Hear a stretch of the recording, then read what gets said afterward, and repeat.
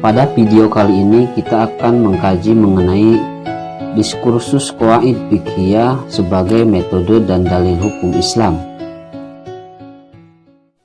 Qawaid fiqhiyah sebagai metode dan dalil hukum Islam dapat diartikan bahwa qawaid fiqhiyah dijadikan sebagai sebuah perangkat analisa untuk memutuskan status hukum-hukum fikih praktis yang terjadi pada kehidupan sehari-hari, atau qawaid fiqhiyah menjadi sebuah dasar atau landasan dalam penetapan hukum Islam.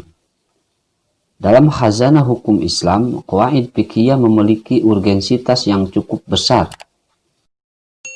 Maka tak jarang jika kaidah fiqhiyah dijadikan sebagai sebuah formula praktis yang digunakan untuk menjawab berbagai permasalahan fikih kontemporer. Kedudukan qawaid fiqhiyah dalam fikih Islam menempati dua kemungkinan.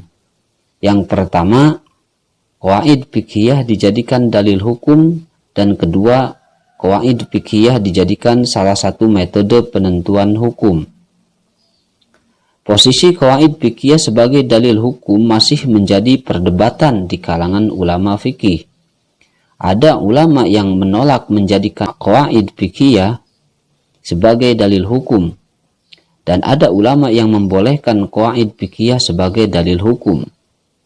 Ulama yang menolak menjadikan qawaid fiqhiyah sebagai dalil hukum, seperti misalnya Imam Al-Juwaini yang mengomentari salah satu kaidah al-ibahah dan kaidah al-ibrah bara'atuz zimmah, ia tidak menjadikan kaidah tersebut sebagai dalil hukum secara langsung.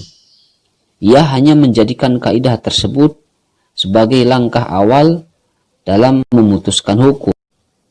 Sama seperti Al-Juwaini, Imam Ali Haidar berpendapat dalam kitabnya Syarhul Majalah, menurutnya praktisi hukum selama masih belum mengetahui adanya periwayatan yang jelas dan pasti atau sharih tentang status suatu kaidah, maka tidak boleh berpijak dan berpedoman kepada qawaid fiqhiyah tersebut dalam rangka memutuskan hukum. Dari pernyataannya jelas dapat dipahami bahwa pada dasarnya qawaid fiqhiyah sebagai dalil mandiri belum mendapat legalitas.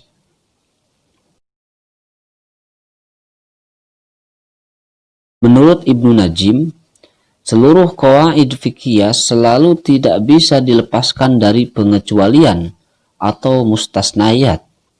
Boleh jadi kasus baru yang dihukumi dengan qawaid fiqhiyah tertentu termasuk pada kategori hukum pengecualian atau kasus mustasnayat.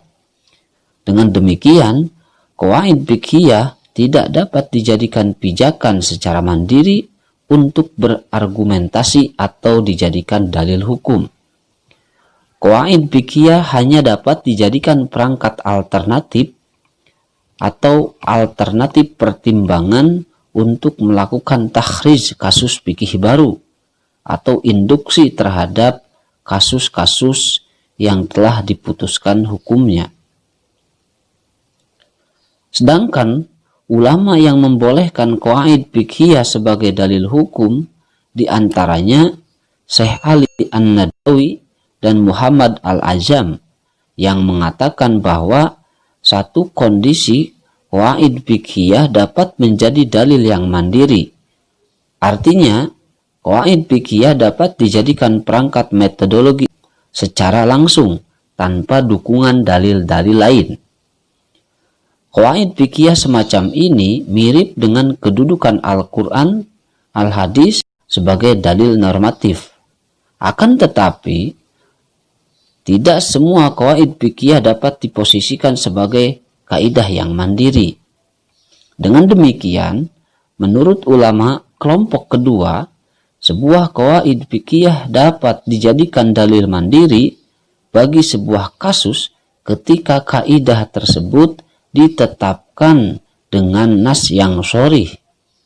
Karena pada hakikatnya ketika qawaid fiqhiyah ditetapkan dengan nas yang sharih, bukan qawaid fikih itu yang menghukumi kasus tersebut, melainkan dalil nasnya lah yang menghukuminya. Di sini, kaidah fikih hanya merupakan refleksi teks normatif yang memiliki muatan hukum sebagaimana dalil normatif tersebut.